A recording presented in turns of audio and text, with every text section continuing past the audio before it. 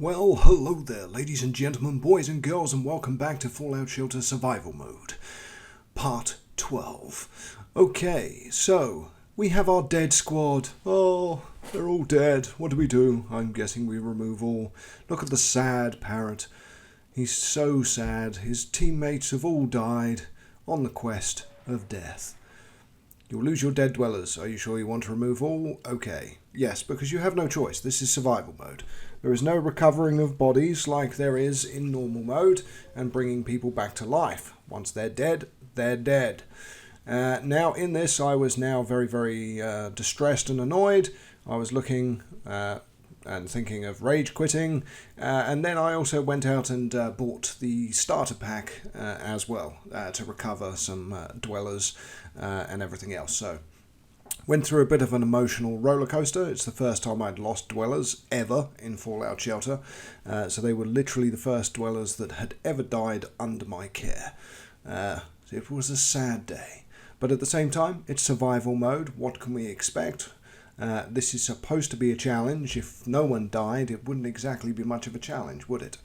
Although I may cycle through this again personally and do it to try and keep every single dweller alive without losing a single one. My intention is to do so going forwards in this vault as well. Okay, so of course we've just lost 3 dwellers and there's a fire that breaks out. Standard procedure. Let's try and kill some more of your dwellers, the game says. I say, hell no. Let me try and recover and keep them alive. Okay. Looking around, everything seems to be fairly normal. All we're waiting for is the parrot to come back. Now, I presume the parrot would be coming back on his own. And as I said in the previous video, I'm not sure if you get the gear back anyway. But I think because there was a pet that doesn't die, that's how I got my weaponry and outfits back again. But yes, the parrot is on his way back to the vault. He knows which way he's going. He's retracing his steps. Even though he's deeply saddened by the fact that he's lost his friends. Apparently they're exploring. No, they're not. Status, dead. 0% happiness. Although it still says that they're exploring, which I find quite hilarious. Little crosses on their eyes, of course. We'll close that off. And what we will do is we'll recover emotionally and try to move forwards. Okay, let's level up this chap here. There we go, level 7. Lovely, lovely. We've got 7,967 caps and 24 Nuka Quantum Colas, which is quite good. We're at 97% happiness as well, so very good on the happiness front. Everyone's in the right rooms. We've just lost some of our population. We're doing quite well with collecting 20,000 caps in the wasteland, so we should have a Mr. Handy in the not too distant future. Oh, look, there's our gravestones again for our team. And we've got 3 hours and 55 minutes until they come back. Okay. Oh, mysterious stranger, 292 caps. Boom, that puts us over 8,000. Very nice. Okay, what else? Is there anything we can do while we're waiting? Let's make sure everyone is armed with the best possible guns. And of course, at this point, I was thinking to myself, how on earth am I going to go out on quests now when my weaponry has turned into poop because I've lost all my best guns, i.e. the quest squad guns. Okay, just having a quick look. Of course, happiness at the bottom. So we've got Harold there, Joseph, Emil, and then Julie Sanders, but she's at 97%. So as you can see, most people are at 100% happiness because they're all in the right places on their special stats. And of course, we've got another fire. Why not? Just burn the vault down, why don't you, random event generating nastiness. And of course the fire's now spread. It just keeps getting better and better. Okay guys, run back in there, get your fire extinguishers out. Let's add some extra people from here. There we go. And all of you go in as well. Let's get 6 people in there. Well, that one's nearly been put out. Yep, done. Okay, so the first one's out. Second one to go. So that's now the second fire in the space of less than 5 minutes of in-game time. That's how often the events happen. And as you can see, their health is now all being stripped away rapidly, and they're all approaching death fairly quickly. We can of course provide stim packs to them, but yes, their health drops very, very fast. Now let's collect some water and skip forwards, because here is the starter pack. Oh yes, we have a starter pack.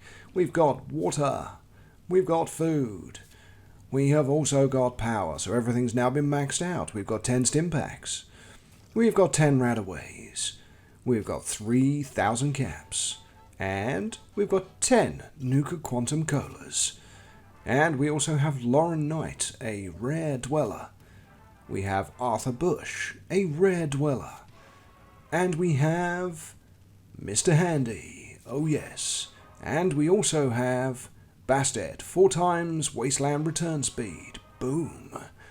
And the legendary dweller, Mr. Burke. So all of those will be entering our vault in the very near future. Okay, there they are. Right, so what we do is we put them all in their best location. So this is an agility person, so +6. It will kick someone out though. So where else? We can put intelligence 4. Let's have a look. Let's put him in there. Strength 7. Okay, we've got strength 4. His intelligence was much higher. You'll notice there it went intelligence 9 on one of the rooms. And of course we have Mr. Handy. Okay. So we reassign all of these dwellers to their different rooms. This chap is actually really perception, but there's the mysterious stranger as well. It's getting chaotic. And of course another event. And it's in the radio room, which is currently level 1, so these guys will be able to take out the rad roaches with their high-end weaponry fairly quickly. But yes, out of my rage and disappointment at losing my squad, I bought the starter pack. Now that's not to say that you shouldn't buy the starter pack anyway.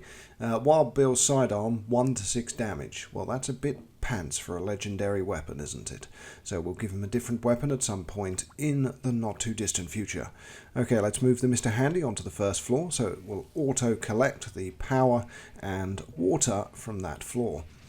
Okay, now Lauren has got a rusty plasma rifle that does 17 damage. Boom, that is a good weapon. Now, let's swap out for a lab coat or something different. What else have we got? We can go with wasteland gear, because that keeps the charisma there is much higher. The intelligence is almost as good as the agility, and we can leave her there. She'll probably remain fairly happy. But not the best place for her to be, of course, because you always use the highest stats. So this chap, perception is the highest, so should really be in the water treatment plant. So let's drag him over. Perception 7. There we go. And let's change the jumpsuit maybe, or we could leave it on. Sports fan outfit. No, let's give him another perception boost. So his perception now is basically maxed out. The room will now generate resources much quicker. Because of that, you'll notice that for each special stat increase, the completion time of the room resource generation decreases. The same as when you're doing blueprints, so making outfits or weapons or indeed themes, if you've managed to get enough tabs for your themes, so you've unlocked them. Again, it's all about those special stats. Now, within the defense, I've seen recently on the Reddit groups that I'm part of, that I post these videos into, questions like, does luck have much of an effect on going out into the wasteland? Not that I've seen. It does for your rooms. So when you collect resources from a room, the higher the luck that your dwellers have, the more chance you have of getting bonus caps. Take some of the other stats within the vault itself, just because endurance is really the main skill that you need. There's not really much of an effect from anything else. When you're out in the wasteland, however, and you're on a quest, then your perception, agility, and endurance all matter. Because perception is your reload and agility, affect your reload time of your guns and how quickly you shoot. So yes, I mean there's a lot of stuff on the wikis that you can read on this. Some people have gone into very, very deep level analysis of what you need to do with your dwellers, how to get legendary babies, So you need to have 2 dwellers basically with their stats pretty much maxed out, so their special stats. And you do have a very small probability of having a legendary baby. And if you have a legendary baby, of course it grows up with the legendary stats.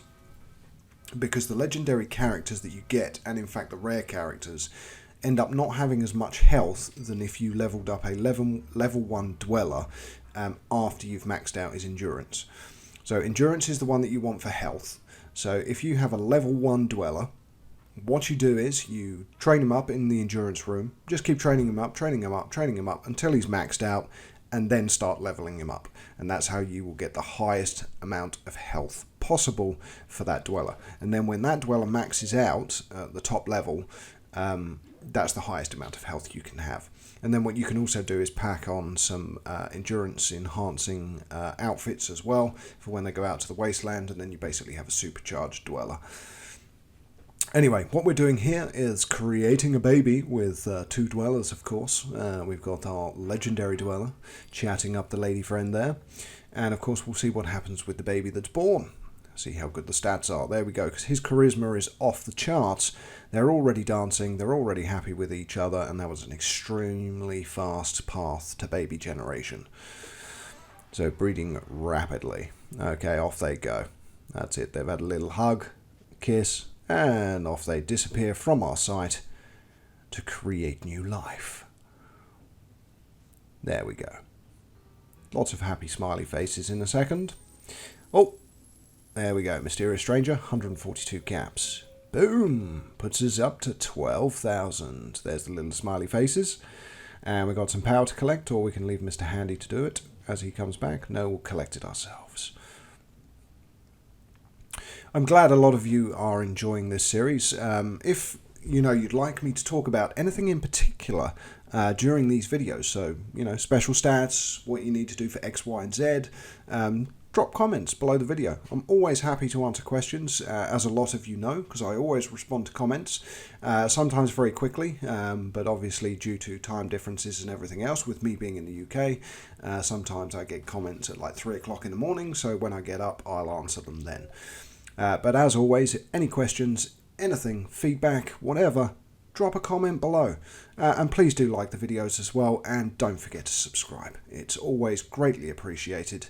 And again, check out some of my other videos as well. If there's any particular games that you would like to see more series and videos of, then do let me know. But that's it for today, I think. Yep, pretty much collect that food. Have a quick look around the vault, but that's it for today, ladies and gentlemen, boys and girls. Until next time, I'm Know-It-All Gaming.